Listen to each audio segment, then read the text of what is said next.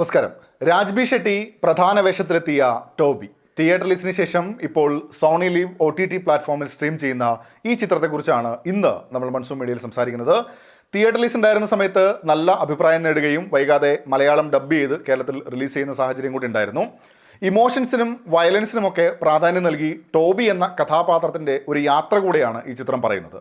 വിവിധ കാലഘട്ടങ്ങൾ പറയുമ്പോൾ ആ കഥാപാത്രത്തിൻ്റെ കൂടെയുള്ളവരുടെ ഒരു യാത്ര കൂടെ ആവുന്നുണ്ട് ടോബി എന്ന സിനിമ.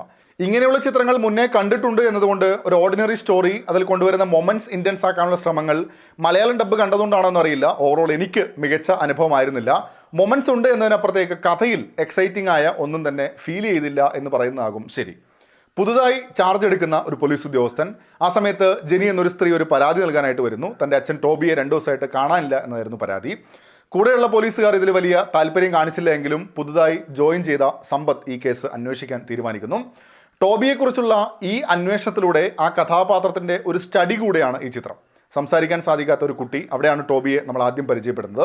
അവിടെ നിന്നുള്ള യാത്രയിൽ അയാളെ മനസ്സിലാക്കുന്ന മനുഷ്യരുടെ ഒരു ചെറിയ ലോകം കൂടെ തീർത്തിട്ടുണ്ട്. അപ്രതീക്ഷിതമായ ചില ആൾക്കാരുടെ വരവും തുറ സംഭവങ്ങളുമാണ് ചിത്രം പ്രാധാന്യം നൽകുന്നത്.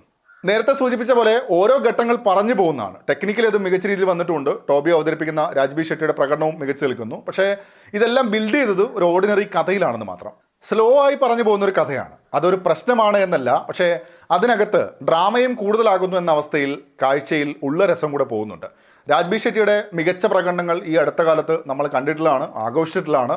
ഇവിടെയും ഗംഭീരമായി തന്നെ ചെയ്തിട്ടുണ്ട്. ആ കഥാപാത്രത്തിൻ്റെ ആത്മസംഘർഷങ്ങൾ എന്നത് നമുക്കും ഫീൽ ചെയ്യുന്നുണ്ട് എന്ന് തന്നെയാണ് അതിൽ പ്രധാനമായിട്ടും പറയേണ്ടത്.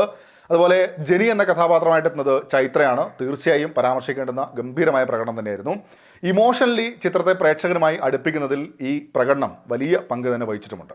മറ്റ് പ്രധാന വേഷങ്ങളിലെത്തിയവരും അവരുടെ റോളുകളോട് നീതി പുലർത്തി എന്നാണ് തോന്നിയത്. ടെക്നിക്കൽ സൈഡ് നോക്കുന്ന സമയത്ത് തീർച്ചയായും പരാമർശിക്കേണ്ടത് മിഥുൻ മുകുന്ദൻ്റെ പശ്ചാത്തല സംഗീതം തന്നെയാണ്. എന്നെ സംബന്ധിച്ചിടത്തോളം കാര്യമായ എക്സൈറ്റ്മെൻറ്റ് ഒന്നും സമ്മാനിക്കാതെ പോയ ചിത്രമാണ് ടോബി. ടെക്നിക്കൽ സൈഡിൽ നോക്കിയാലും പ്രധാന വേഷങ്ങൾ ചെയ്തവരുടെ പ്രകടനങ്ങളും മികച്ചു നിൽക്കുമ്പോഴും കഥ എപ്പിസോഡിക് എന്നതിനപ്പുറത്തേക്ക് ഒന്നും സമ്മാനിക്കുന്നില്ല. ജെനി ടോബിയുടെ ഒരു കാര്യം പറയുന്ന സമയത്താണ് കുറച്ച് ഇൻട്രസ്റ്റിംഗ് ആയി അനുഭവപ്പെട്ടത്. ക്ലൈമാക്സ് ആകുമ്പോഴും പാസീവായി പോകുന്ന അവസ്ഥയായിരുന്നു. ഓവറോൾ ആവറേജ് അല്ലെങ്കിൽ അതിന് തൊട്ട് മുകളിൽ നിൽക്കുന്ന ഒരു സിനിമ എന്നേ തോന്നിയുള്ളൂ. നിങ്ങളും സിനിമ കണ്ടിട്ടുണ്ടെങ്കിൽ അഭിപ്രായങ്ങൾ കമൻറ്റ് ബോക്സിൽ പങ്കുവെക്കുന്നു വരുന്നു. മറ്റൊരു സിനിമയുടെ വിശേഷങ്ങളുമായി നമുക്ക് വീണ്ടും കാണാം. അതുവരേക്കും ടേക്ക് കെയർ, ബൈ ബൈ.